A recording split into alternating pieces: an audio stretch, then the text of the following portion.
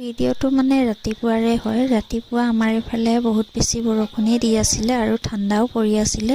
ৰাতিপুৱা পানী গৰম কৰি একদম মূৰৰ ওপৰৰ পৰা গা ধুই পেলানি খাই বৈ এইফালে মানুহজন দোকানলৈ যাবলৈ ওলাইছে। আজি ছোৱালীক লৈ ওলোৱা নাই, মই অকলেই থ'বলৈ বুলি গ'লোঁহে।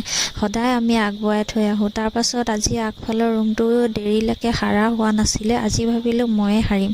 তাৰপাছত টি টেবুলখন ছাইড কৰি লৈ পেলানি চোফাৰ কাপোৰকেইটা চফা কৰি লওঁ ফাৰ্ষ্টতে। তাৰপাছত এই ওপৰত যে দেখিছে এখন ফটো, সেইখন যোৱা বছৰ উৰুচৰ পৰাই অনা হয়, মাৰ্ঘেৰিটাৰ পৰা বাবাই আনিছে। তাৰপাছত খিৰিকীত লগোৱা ফুলপাহ বাৰু ময়ে আনিছিলোঁ, যোৱা বছৰে অনা এইখিনি। তাৰপাছত এই চোফা কভাৰখন মোৰ হৈ গ'ল, এইখন 2.5 বছৰ হৈ গ'ল আনা। 750 দি আনিছিলোঁ, এতিয়ালৈকে ঠিক হৈ আছে। আৰু এই ফুলজোপা দেখিছেনে, এইজোপাও যোৱা বছৰ বাবাই উৰুচৰ পৰাই অনা হয়। বহুত বেছি ভাল লাগে ফুল দেখিলে বুলি ক'লে। তাৰপাছত বহুত মৰমত থোৱা কাৰণে একদম ধুনীয়া হৈ আছে। এনেকৈ বস্তুবিলাক মৰমত থ'লে ঠিকেই থাকে। তাৰপাছত এইটো দেখিছেনে, এইটো ময়ে আনিছিলোঁ, মই অনা দেখিছোঁ, মইও খাই লৈছোঁ। তাৰপাছত আগফালে ৰুমত মই কজাল এটা লগাই পেলানি এইফালে থৈ দিলোঁ।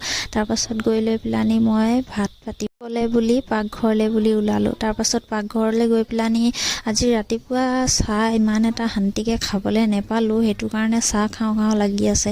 এইফালে মিঠা আলুও অনা আছিলে, মই মিঠা আলুখিনি বইল কৰি ল'লোঁ। তাৰপাছত এইফালে আজি আমাৰ ঘৰত লাও ডুগা বনিব, এইটো মানে বেংগলীত কয় আৰু লাও ডুগা বুলি, লাও আগ।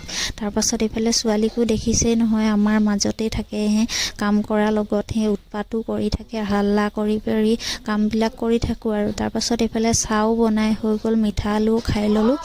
এইফালে ভাত পাতি লৈ পেলানি এইফালে আকৌ দাইল পাতি দিলোঁ। এয়া দেখিছেনে, মায়ে ভেদাইলতা এসোপামান আনি থৈছে, ক'ৰপানো আনিলে ভেদাইলতা।